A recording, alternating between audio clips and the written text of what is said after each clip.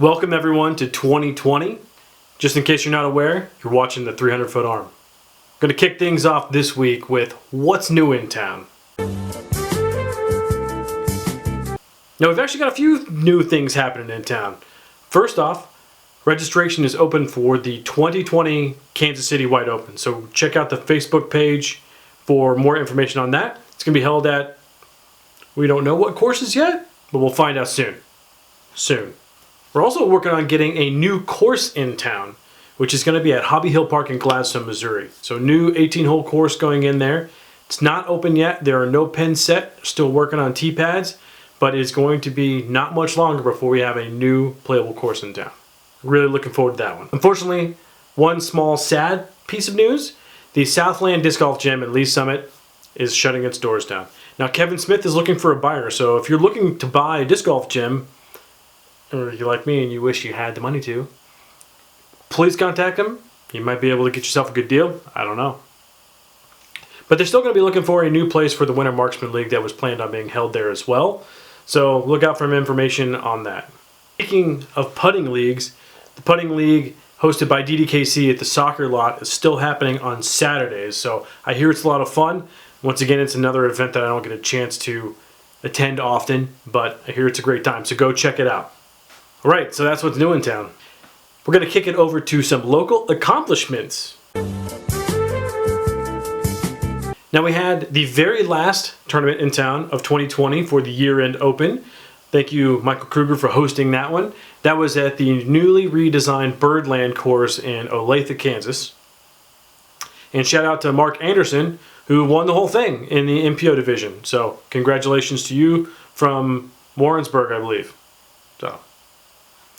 Also, immediately preceding the last tournament of 2019, we had the New Year's Day Triples. This year's New Year's Day Triples was held at Bad Rock Creek, Stocksdale Park in Liberty, Missouri. It was a great time. There were some new records set. We had 130 players come out for New Year's Day Triples, so awesome. Thank you to Matt Dixon for putting it on. It seems like it's a lot of work, but it's also a lot of fun. Congratulations to Eric Eastwood, Kevin Walsh, and Jose Osa for taking down the win. All right, right on. So now it's time for your unofficial product review. One of the most important pieces of equipment a disc golfer has in their arsenal is shoes. I got asked about these shoes when I purchased these a few months back. And they're North Face. They look like a running shoe, but they're a trail running shoe. It's what lots of disc golfers like to wear for traction. Would I recommend these shoes? No, I wouldn't. Short answer. One, the waterproofing only lasted about a month before they're not waterproof anymore. Two, comfort. I have kind of a wide foot, but even so, these just kind of don't fit right. The arch is in a weird spot. Foot hangs over, and the bottom soles are also wearing through after only a few months of ownership. So good try, North Face. I'm going to buy some Merrells next. We'll see how those go. Now it's time for me to do something I've been talking about for a long time, and this is for me to pick my unofficial sponsors for 2020. I'm clearly not good enough to get sponsored by an actual company. What I'm going to do is to help force myself to test out the hundreds of extra discs that I have, is to act like I'm sponsored by a company, but just for 3 months at a time for the year of 2020. So I'm going to use my favorite little site, random.org, for randomizing lists. I'm going to randomize it 4 times and see what comes out on top. And that order is how I'm going to go for the year. So let's see what I'm going to be throwing. It's exciting. All right. Sorry, Innova. It looks like I'm taking a page out of Paul Macbeth's book and I'm moving to Discraft for a little while.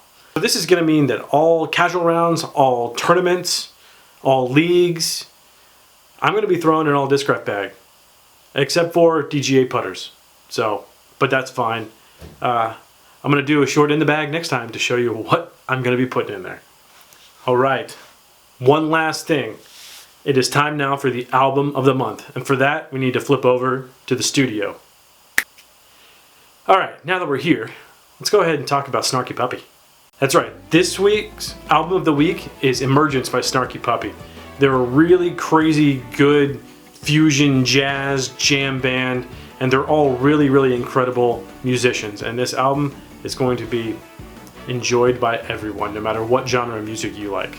And because Snarky Puppy is a fusion type of artist group, I'm going to suggest a fusion type of drink to go with it. This is a Screwball peanut butter whiskey, and it is delicious.